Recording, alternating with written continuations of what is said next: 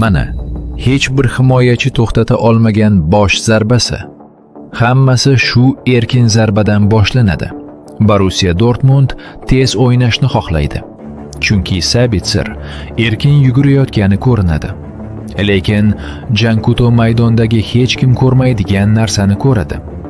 U to'pga qarab yuguradi, go'yo zarba berayotgandek.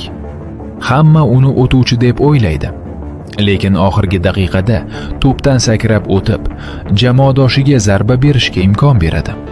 Shu payt barcha Bayern futbolchilari jarima maydonining o'rtasida to'planib, atigi 6 nafar Borussia Dortmund futbolchilariga qarshi zich devor hosil qilishadi.